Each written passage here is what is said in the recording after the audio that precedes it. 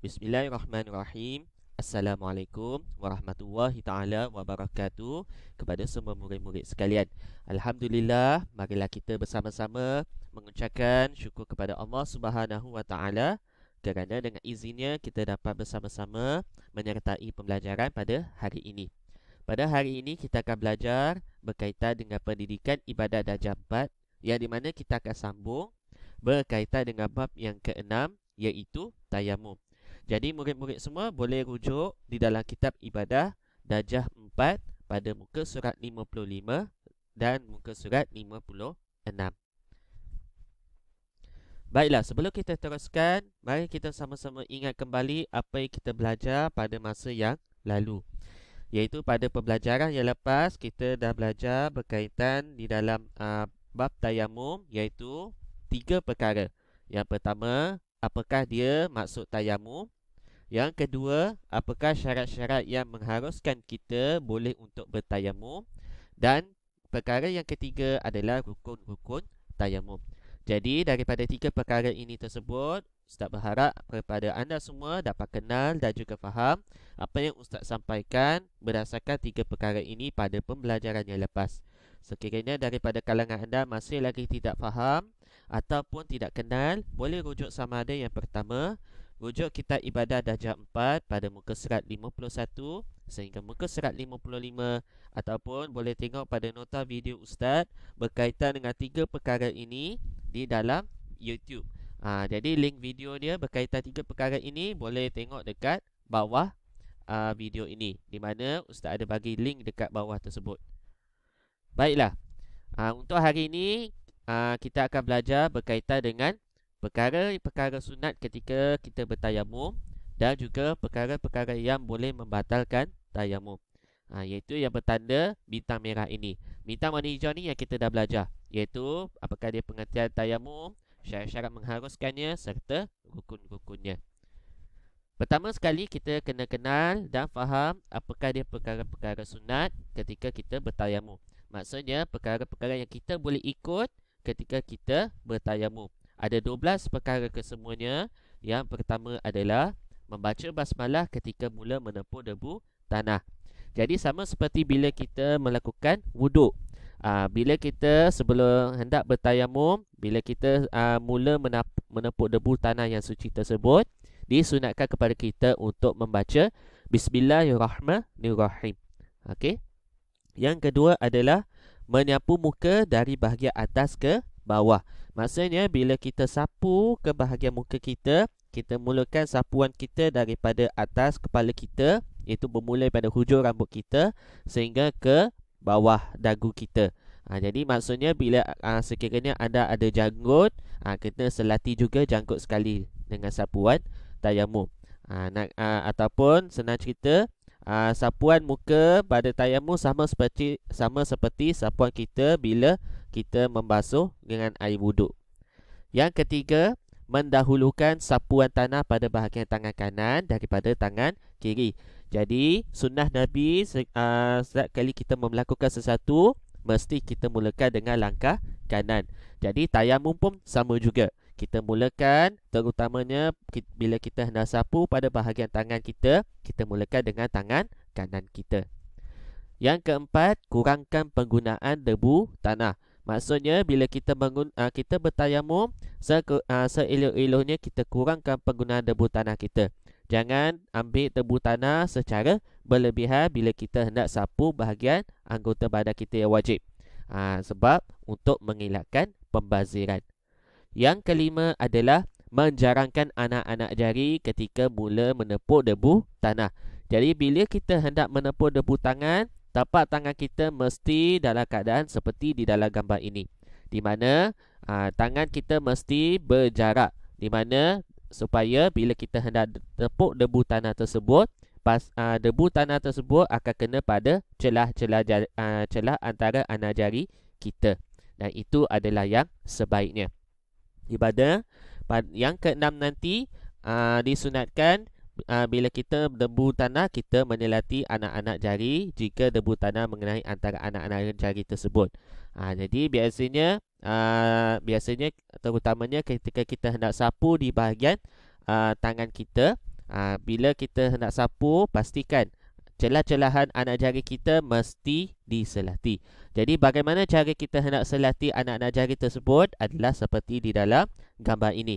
Walaupun gambar ini menunjukkan seseorang sedang membasuh menggunakan air, tapi penggunaan ini boleh digunakan pakai bila kita menyapu debu tanah. Cuma bezanya dia menggunakan air, dan kita ini bercerita berkaitan dengan tayamum menggunakan debu tanah.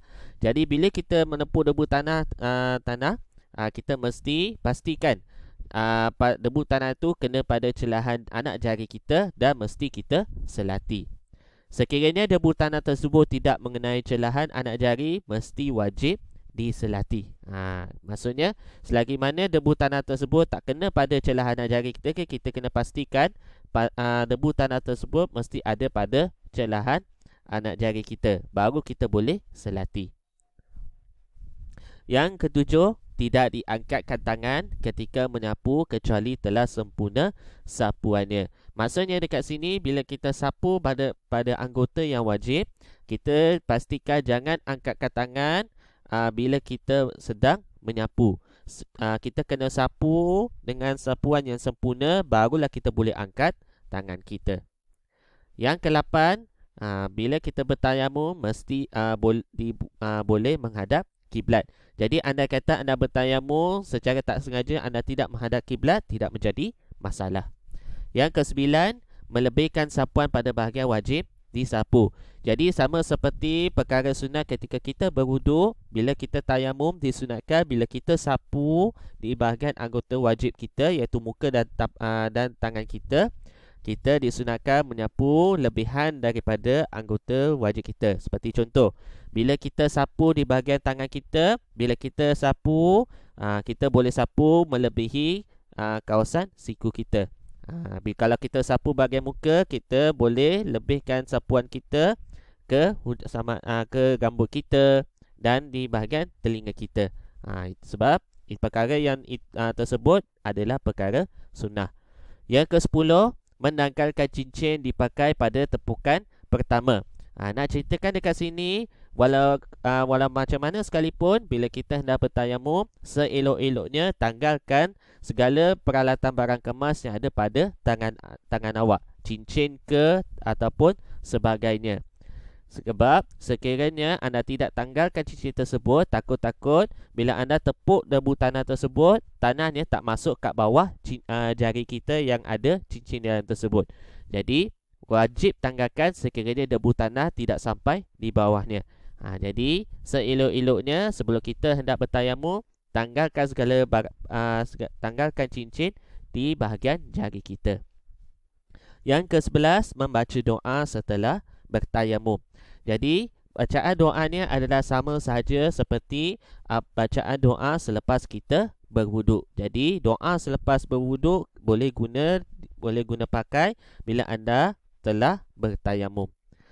Dan yang ke-12, tidak menyapu lebih daripada sekali.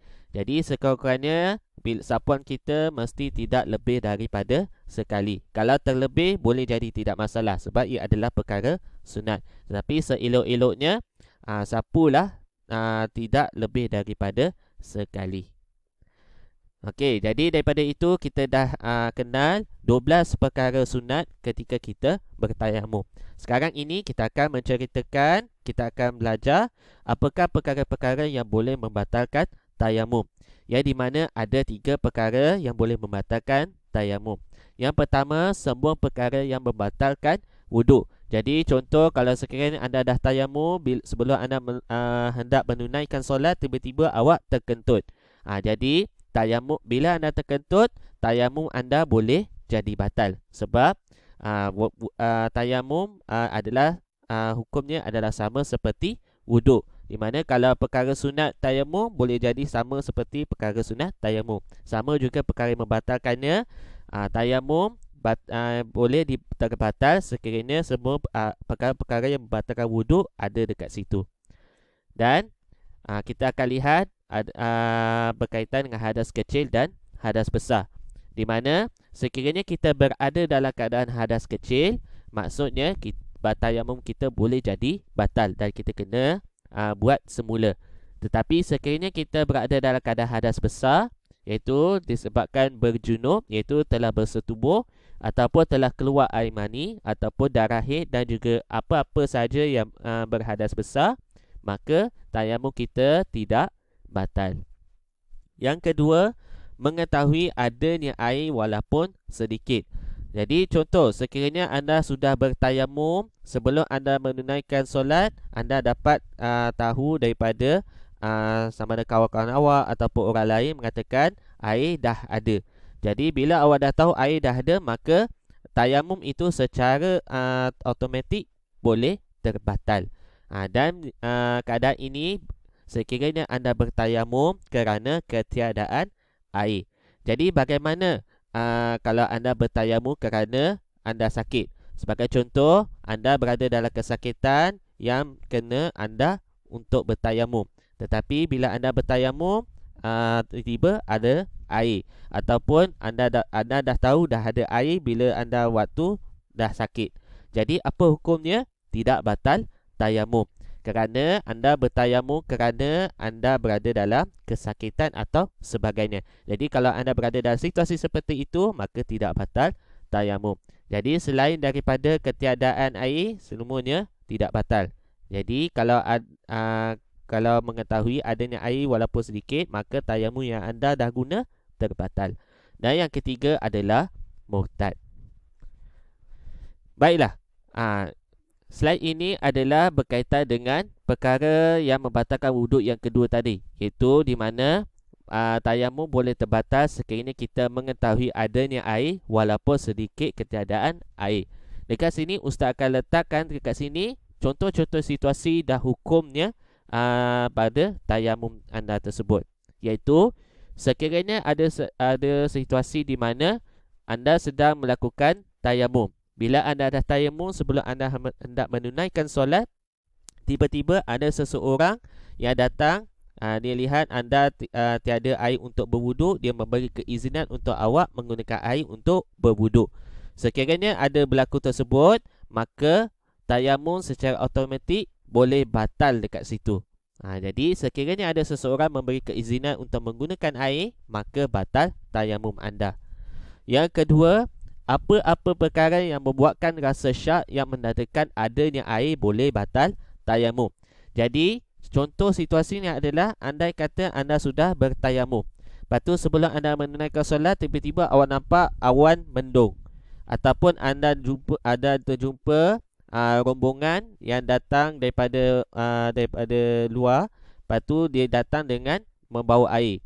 Dan awak terfikir berkaitan dengan itu, ataupun berkaitan dengan awan mendung, awak terfikir yang awan tersebut akan memberikan hujan, hujan menurunkan air. Jadi bila anda berfikir seperti itu, automatik batal tayamum anda dekat situ, kerana apa-apa sahaja yang membuatkan rasa syak yang menandakan akan adanya air, boleh batal tayamum. Yang ketiga, mengetahui ada air ketika sedang solat.